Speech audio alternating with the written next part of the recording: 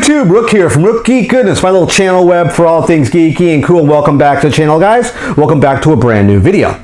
As I mentioned in a very recent video, I had a Disney haul video of some really cool stuff. I stopped, of course, at Star Wars Galaxy's Edge at Disney Hollywood Studios to go to a place called Savi's Workshop where you could build a custom lightsaber, which you see in front of me right here. The only thing that's not part of this build is a Jedi Holocron right here, which I just want to showcase off momentarily, which we'll talk about that kind of when we get near the done of this particular item here. We're going to do a full breakdown of this particular saber. I'll give you my thoughts and my experiences. I am far from being a master of this piece of equipment, this particular item. This is not really a toy per se. It is not like your standard Star Wars Black Series Force Effects lightsaber. It's completely different.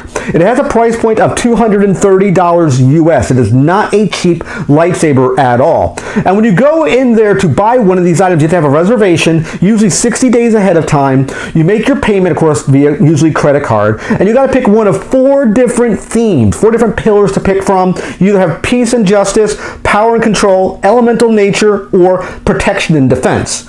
I decided to go with elemental nature, and I hand you this really cool pin right here. You have to wear this pin when you're going through the process of building your saber, because they need to tell you, the builders rather, the people, or the scrappers rather, to tell the builders, which is what you are, which parts to give you. So when you go in to build your saber, you have to pick one of 4 different kyber crystals. You have a choice of either red, blue, green, or purple. I have 3 of the 4 choices in front of you right here. You have, of course, a green one, which comes in this really cool tube if you want to buy it at Doc Andar's across the street. These are priced at about $20 US. You can get a purple saber crystal, which is this right here. You can get, of course, a blue kyber crystal, which is this right here. I decided to build my saber using this blue kyber crystal, and I'm going to start the demonstration using this blue kyber crystal as well, only because Doc Andar's, where you could buy this separately, like you see the 3 containers right here sitting to the side of the screen, this came with my saber. When you go to build the saber, you got to pick the kyber crystal you wish to use. This changes both the lights and the sounds of the lightsaber. So when you go and get these parts, they hand these stuff to you, you sit down, or rather you stand, not sit, you sit, and next to it there's a tube on the side of you right here, to your left or to your right, depending where you're stationed. That's where these blades, these 30, I think there's a 31-inch blades, get inserted when you complete the lightsaber. Now this right here is the main component. This is a plastic core. This is like a plastic chassis. It is thick. I mean, there is strength to it, but it's much stronger when you add all the components you see in front of me. One thing I wanted you to make sure about that you take away from this video is all the parts you see in front of me here, you don't get all the parts when you start building it. You literally have 2 front caps, which are these parts, 2 end caps, which are these parts, 2 sets of activator switches, and 4 different sleeves. You don't get to keep all the parts that you're picking up. This is what they call, air quotes, scrap metal. That's what it's called. Now these right here have the elemental nature theme, look and feel to it. And I thought it looked really cool. I wanted to go with that sort of approach. I wanted something really different. And I love the way this particular thing looks. I absolutely fell in love with the design, look and feel of the elemental nature lightsaber. So let's start off with the core. Again, this is a standard lightsaber chassis they use at Savi's Workshop. Everyone would get one of these cores. That's the idea. They all look like this. There's no difference. There's no weird curved lightsaber hilts, nothing along those lines. You see this big hole in the center. It's a spring right here. You have to put your kyber crystal inside this. As I mentioned, these kyber crystals, I talked about a second ago, work with the Jedi Holocron, so they're multi-purpose. They use what are called RFID tags that are inside this piece of plastic that's shaped to look like a kyber crystal. It works with the saber, it works with the holocrons, so they're multi-purpose. It's a very cool idea that the Star Wars people and Disney have done. So to add the kyber crystal to here is a little bit tricky, only because you have to get it situated properly so it lights up and you'll hear a sound. So let's try that right now. It's very difficult, sometimes very finicky. Right there, you hopefully heard it. And it's in place. It snaps in place, you know you're good to go. So what you end up with is something like this. The blue crystal in this situation is in place with these blue lights flashing around the top through these grates right here. Again, this is the top of the saber. This is the rear of the saber. And I didn't mention this a second ago, but this functions on a battery pack. Think of the Star Wars Black Series sabers. You would literally unscrew this right here and pop it out. And it's, I believe, 3 AA batteries or AAA batteries that you put in here, so you can remove the batteries and put them back in. For $230, it better damn work, in my personal opinion. Now, if you notice, there's a blue and red square over here. This is where you line up your activator switches, and I'll showcase those off to you right now. So, as I mentioned, you don't get to pick all the parts. Here is a set of activator switches. This is the one I decided to go with because I thought it looked the best for this particular saber. It's a little toggle right here and some line work around it. So let's put it in place. So let's line up the activator switches with the blue and red squares. You have this blue square here. It snaps into the blue square right there on that side. Same deal with the red one. So now you just match up the look of it. So you have the line work here. That's a good indication of how it goes in place. And now you have this. It adds a little bit more weight to the saber. Next, you have your sleeves. Now the sleeves here, again, you have 4 different choices to pick from. I decided to go with these 2 choices because I thought they looked the best. This is basically a die-cast metal piece surrounded with some filigree work and some rubber. This is not, again, this is not wood. It looks like wood. It has a feel of wood, the look and feel of wood, but it's not wood. You have some really cool filigrees right here. I love the way it looks. It just looks really, really great. To make this work, you see this dark brown circle right here. This slides in to the top and you screw it in place. That's how you know it's solid. Same thing goes for this guy right here. Again, this is rubber, not wood. And you know you have it right when you have the darker colored right here facing towards the activator switches. This goes in place and it screws in place. You get a nice snug feel to it. So that's what we have right now. Looks good. Looks really, really neat. I love the way it looks here. You can see the look and feel of the saber, what's coming along, coming together. It has a lot of weight right now. Now we have our end caps and our front emitter. Let's put the pommel in place. This right here is a piece of plastic with some slices in this area so the sound can come out with a belt clip. You can buy a Jedi belt clip which would slot this in, but if you put this on your belt, this thing is extremely heavy. This is not a light piece of material to wear around, but they give you a belt clip right here. The other end cap is a D-ring, but I wanted the Rancor tooth. I just thought it looked really, really good. You simply screw it in place, and you're snug and you're good to go. The top of the emitter looks like this. The other one had a rounder top to it. I just didn't like the way it looked. I like this little lipped edge. You can see it right here, and it matches that filigree work we talked about earlier. It keeps the same pattern going, which I decided would look really, really good to have. So this now screws in place. Mine's a little bit off from my pattern.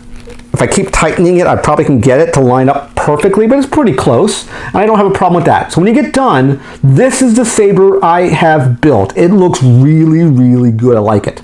Now let's take a look at the particular blade.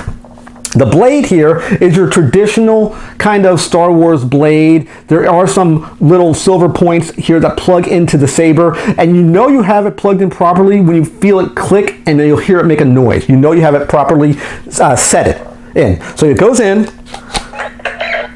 and then you know you're good to go. It's locked in place. So and then you lock it. So you hear the noise, you know you're good. This is going to turn on when you ignite the blade.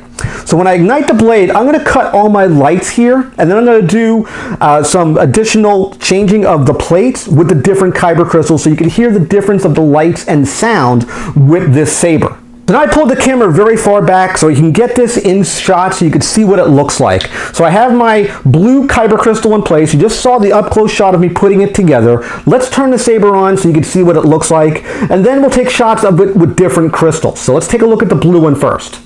Turning it on so you can see it, you can hear it. Right there, you hear that cool clash. Right there, that looks like blocking laser bolt fire. Sounds very, very cool. I love the way this looks. Very, very heavy. It's not a light Jedi lightsaber. It's extremely heavy. Having this sitting on your hip doesn't make sense to me. And let's turn it off. Just like a normal lightsaber, you would make the sound of it going away. As I mentioned, having this on your hip would be really annoying just because it's so heavy. Even if you disengage and unhook the blade, this thing weighs, again, like 3 pounds. It is not a light lightsaber. It's really, really heavy. So let's swap in and put in the green crystal now. Alright guys, so we removed the blue kyber crystal and we now added the green one in. Now one thing that I'm not 100% sure about, let me know in the comment section if you're aware of this. I know there are different blue kyber crystals, meaning you can buy a blue kyber crystal that has Obi-Wan Kenobi's voice in, or a blue kyber crystal like this one right here, which has Luke Skywalker's voice in it, which is what this one is, which comes in the experience when you build your saber. If you get blue, you get Luke Skywalker. The only reason you know this is when you add it to the holocron, you hear Luke Skywalker's voice. Now I don't know if the kyber crystal from Obi-Wan's or kyber crystal from Luke's is the same blue color, and are the sound effects the same thing from kyber crystal to kyber crystal. I don't know. Let me know in the comment section if you do know that particular piece of information. It's good to ask this question. I'm not 100% sure. So we loaded again the green kyber crystal. Let's see what it sounds like. It will change different from this blue one here. The green one has different lights and different sounds. Even the ignition and the deactivation sound completely different from the blue blade. Let's try out the green one now. Right here. See what I mean? Sounds completely different. You hear it. There is clash with this. You'll hear it and see it right there. So it's like when a Jedi blocks a blaster bolt, you'll see the deflection, which is really neat how they did that. So it's very, very neat how they did this particular thing, adding multiple Jedi colors. And let's do the turn off, the deactivation. Listen to it, listen for it. Sounds completely different than that blue one did. So this is a really nice way that Disney and Star Wars have decided to give you different options for kyber crystals like these guys here to swap these back and forth. Let's take the green one out and let's go Mace Windu. Let's go purple now, guys. Alright guys, we took out the green kyber crystal and now added the purple or the violet color crystal. The very famous Jedi Mace Windu had a purple lightsaber. Let's take a look and listen to the colors and sound effects with purple. So again, all I did was I removed the green, put in the purple. Here we go. Take a look at it and listen. Very cool. Different lights, different sounds. It may not come across really purple, but it is, I'm looking at it right now, a very purpley colored blade. It again may not come across purple on camera, but it is purple, 100% purple. It's again not showing up really well. You hear it. Clash. You saw it right there. So it sounds completely different than blue and completely different than green. And now the deactivation, right here. Sounds very similar to the blue one when you turn that one off. And last but not least, let's take a look and listen to the gold colored, which would be the Jedi guard we saw in the Rebel show. I don't have a silver kyber crystal, which is one thing I want to get my hands on in the near future. Let's get the purple one out and put in the gold color. Okay, I swapped out the purple kyber crystal and added the yellow or gold kyber crystal to the saber. Let's take a gander at it. Let's check it out. Okay. Let's keep going. Okay, I swapped out the purple crystal and added the yellow kyber crystal or gold kyber crystal. This represents the Jedi guards we saw in the Rebels TV show. Let's really take a deep dive into the gold or yellow kyber crystal. So let's turn it on real quick here. Different sound completely, not even close to the other ones. You can hear it. This really noticeable hum, you can hear it, definitely hear it coming across the mic. Hopefully you hear it well. It's really, really obvious, a different look and feel. The yellow may not be super yellow coming across to the camera. You do have clash. You hear it. Even the clash sounds a little bit different, but it's very, very neat having this yellow blade. Most of the time you don't see a gold or yellow blade in Star Wars. You can hear it. As I'm going through the motions here. So very cool. Let's take a listen to the deactivation. Very similar to, let's say, the blue blade. I'm going to turn the lights back on and conclude the video with a couple other key important pieces of information. So my final thoughts, I always have a final thoughts segment at the end of a review video. My Savi Workshop custom handmade lightsaber is no different. It's a very, very cool piece of kit. It's an expensive piece of kit, over $230 for the lightsaber alone. It's really expensive. You're getting a really nice lightsaber that you hand build yourself. It feels like you're in the Star Wars universe. You're sitting there as a builder. You have the scrappers telling you, instructing you how to build this thing. You have a whole presentation. You have lights and feeling and sounds. It's really awesome to build this lightsaber, but it's it's not a cheap piece of kit, as I mentioned. Again, $230 for this particular blade, not including the stand it's on right now, or the kyber crystals, which are additional. You only get one. My blue one right here came on my blade, but all the additional kyber crystals you can pick up at Dock End or across the street is more money out of your pocket, additional $20. If you want to go holocron, Jedi holocron, $50.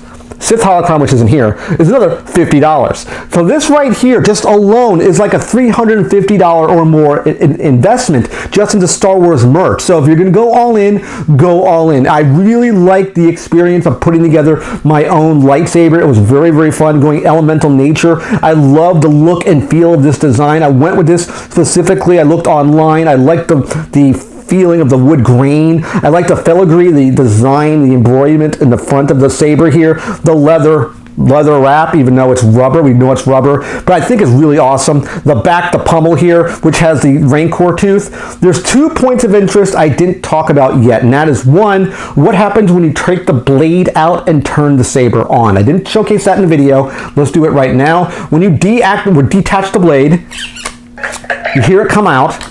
And if you just turn the saber on, doesn't matter which crystal you have in it, you hear this.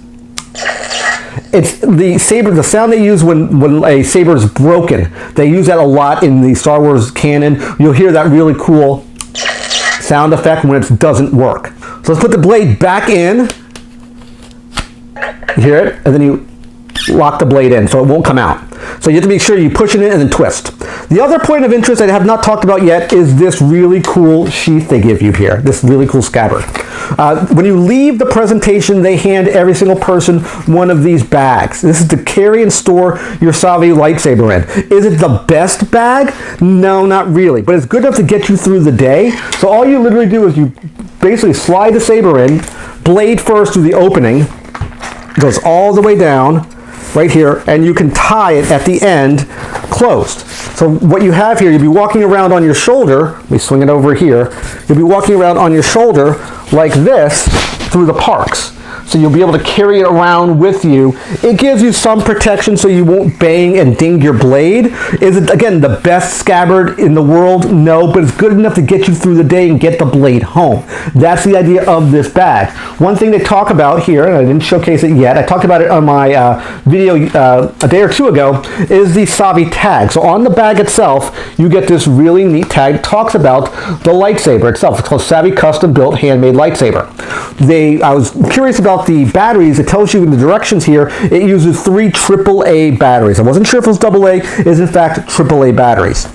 So do I recommend this lightsaber? Just again, yes I do. Extremely expensive, but if you want to go all in for a really awesome Star Wars experience of building a lightsaber like a Jedi, I highly, highly recommend it. And I do hope you like this video review and breakdown of the Savi custom lightsaber at Star Wars Galaxy Edge. Remember to give this video a like at the bottom of the page. Click that subscribe button. When you subscribe to the channel, click the bell icon to be notified of my latest videos. And of course, last but not least, you click windows over here to watch more of my content. Take care, guys. See you next video. And bye-bye.